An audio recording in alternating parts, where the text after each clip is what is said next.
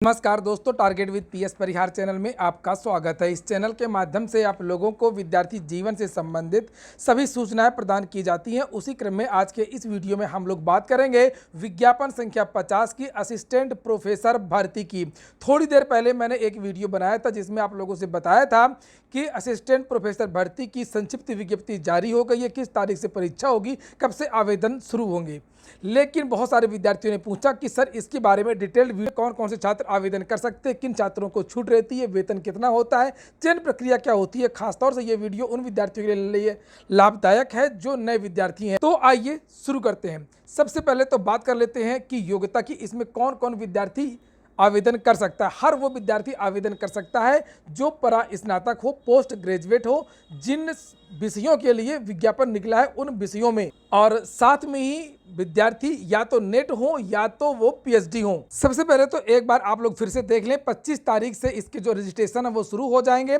शुल्क जमा करने की भी डेट 25 तारीख ही है। 25 तारीख से शुरू हो जाएगा शुल्क जमा करना। रजिस्ट्रेशन की जो लास्ट डेट है वो 26 मार्च है। 1 महीने का समय दिया गया है। और जो लास्ट डेट है आवेदन जमा करने की डेट वो भी 27 तारीख है। तो 25 तारीख से आवेदन शुरू होंगे, 26 तारीख को आवेदन बंद हो जाएंगे। अब बात कर लेते हैं योग्यता की। योग्यता के लिए आप लोग यहाँ पर देख लें, साफ साफ लिखा हुआ है कि 55% प्राप्तांक। यहाँ पर ये देखिए लिखा है 55% प्राप्तांक समतुल्य ग्रेड, जहाँ पर ग्रेडिंग सिस्टम का अनुसरण किया जाता हो। नेट हो विद्यार्थी, अगर या तो नेट हो या तो सेट हो, जो राज्य में करवाया जाता है राज्य स्तरीय पात्रता परीक्षा सेट।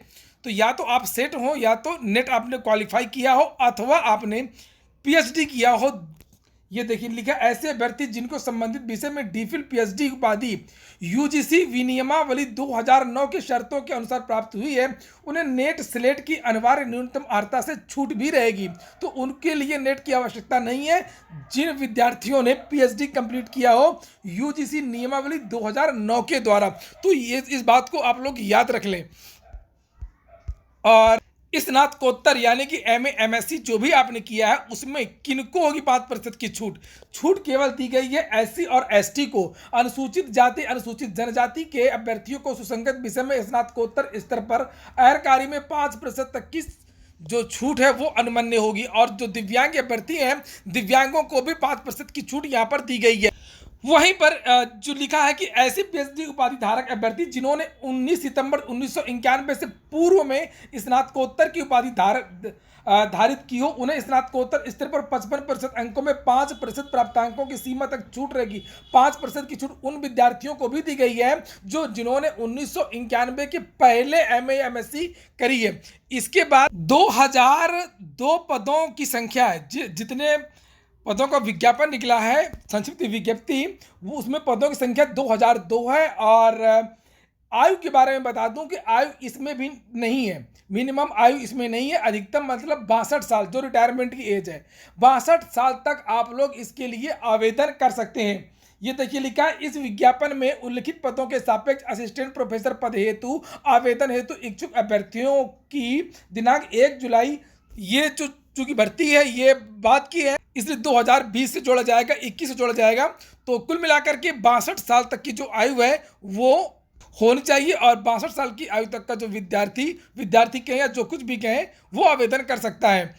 और इसका जो ग्रेड पे है, ग्रेड पे देख लीजिए 6,000 रुपये का ग्रेड पे है। आपको स्टार्टिंग में ही लगभग 70-75 हज़ार रुपये से आपकी स्टार्टिंग शुरू हो जाएगी। असिस्टेंट प्रोफेसर भर्ती में बहुत अच्छी भर्ती है, ये बहुत अच्छी नौकरी है। और 3 चरणों में ये भर्ती होनी है। अगर मैं भर्ती प्रक्रिया की बात करूं कि भर्ती किस तरीके से होती है, भर्ती 3 चरण मतलब एक तो लिखित परीक्षा होनी है, दूसरा साक्षात्कार होना और तीसरा केवल डॉक्यूमेंट वेरिफिकेशन होना है। इसके अलावा कुछ भी नहीं है।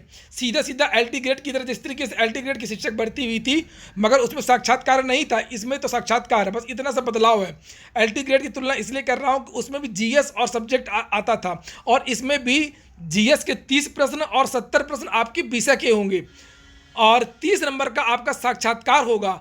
इनके जो नंबर हैं वो जोड़े जाएंगे। जो लिखित परीक्षा होगी आपकी ऑब्जेक्टिव जीएस और जो आपका सब्जेक्ट है उसका, और प्लस आपका जो साक्षात्कार होगा वो जोड़ा जाएगा। उसके बाद में मेरिट बनेंगे और उस मेरिट से आपका जो है वो चयन हो जाएगा। ये देखिए यहाँ पर ये लिखा हुआ है कि चयन का आधार लिखित परीक्षा तथा साक्षात्कार है। लिखित परीक्षा में उत्तीर्ण अभ्यर्थियों को साक्षात्कार के लिए आमंत्रित किया जाएगा। लिखित परीक्षा हेतु एक वस्तुनिष्ठ प्रकार का जो प्रश्न पत्र है वो होगा। यहाँ पर लिखा है कि लिखित परीक्षा के लिए निर्धारित अंक 200, ये अंक है, प्रश्न नहीं है, यहाँ पर अंक है। और सामान्य ज्ञान के 60 और वैकल्पिक विषय के 140, यानी कि 70 प्रश्न और 30 प्रश्न, और साक्षात्कार 30 अंक का होगा। वाणिज्य को छोड़ करके शेष सभी विषयों में जो सामान्य ज्ञान है वो 30 प्रश्न एवं वैकल्पिक विषय के 30 प्रश्न होंगे। तो वही जो मैंने अभी आप लोगों को बताया था कि वैकल्पिक विषय आपका जो 70 प्रश्न पूछे जाएंगे, सामान्य ज्ञान के 30 प्रश्न पूछे जाएंगे। एक प्रश्न 2 नंबर का होगा, तभी यहाँ पर 60 नंबर दिया हुआ है, और ये 70 का 2 गुना 140 अंक दिया हुआ है। और बाद में आपका जो है वो 30 नंबर का जो है वो साक्षात्कार होगा। तो 230 नंबर जो होंगे इस पर आपकी मेरिट बनना है। ये नीचे यहाँ पर लिखा कि दोनों में मिलाकर के 230 प्राप्त अंकों के आधार पर योग्यता क्रमानुसार चयन सूची निर्गत की जाएगी। प्रश्न पत्र में कोई भी निगेटिव मार्किंग नहीं होगी। और अगर पेपर के पैटर्न की बात करें तो पेपर का पैटर्न वही रहता है जो एक अपेक्षा की जाती है पीएचडी होल्डर से, नेट होल्डर से, एसईटी होल्डर से। तो बहुत अच्छा मौका मिला है। 4 साल बाद ये भर्ती निकली है। 2016 में ये भर्ती आई थी, यानी कि विज्ञापन संख्या 46 और 47 और ये 50। तो ये तीसरी भर्ती है इस तरीके से जो हो रही है। इसके बाद करते हैं जिन छात्रों ने चैनल को अभी भी सब्सक्राइब ना किया हो सब्सक्राइब कर लें। पूरा वीडियो सुनने के लिए बहुत बहुत धन्यवाद। एक बात और आप लोगों से बतानी थी कि इस बार बदलाव क्या होगा। चूंकि असिस्टेंट प्रोफेसर भर्ती में आरक्षण को लेकर के विवाद था, 36 आरक्षण का निर्धारण नहीं हो पा रहा था, इसीलिए इसके विज्ञापन में देरी हो गई। विद्यार्थियों ने कई बार शिक्षा निदेशालय में धरना प्रदर्शन किया और तब जाकर के फाइनली यह विज्ञापन जारी हुआ। अभी पिछली बार बहुत सारे विद्यार्थी जब प्रदर्शन में गए थे तब विद्यार्थियों को ये जानकारी मिली। क्रम है उसमें थोड़ा सा जो प्रश्नों का स्तर है केवल उसमें बदलाव किया जाएगा। जिस तरीके से यूजीसी ने नेट के पैटर्न में बदलाव किया है केवल उतना ही बदलाव होगा। बाकी प्रश्नों की संख्या इत्यादि प्रश्नों का जो मूल्य है उसमें कोई भी बदलाव नहीं होगा। केवल प्रश्नों के स्तर में थोड़ा सा बदलाव होगा। 1 या 2 दिन में इसका ऑफिशियल विज्ञापन जारी हो जाएगा और उस ऑफिशियल विज्ञापन में आपको क्या बदलाव हुआ है इसके बारे में भी जानकारी दी जाएगी कि प्रश्नों का स्तर क्या होगा। तो ये हो गई बदलाव की। बाकी अगर योग्यता की बात करें तो योग्यता में कोई बदलाव नहीं है। आयु की बात करें तो आयु में कोई बदलाव नहीं है। परीक्षा की प्रक्रिया की बात करें तो परीक्षा की प्रक्रिया में भी कोई भी बदलाव नहीं किया गया है। उसी तरीके से लिखित परीक्षा होगी और उसी तरीके से साक्षात्कार होगा। तो ये हो गई आज की संपूर्ण जानकारी। और वीडियो अगर आपको अवश्य कर दें। जिन छात्रों ने चैनल को सब्सक्राइब ना किया हो सब्सक्राइब भी कर लें। पूरा वीडियो सुनने के लिए बहुत बहुत धन्यवाद।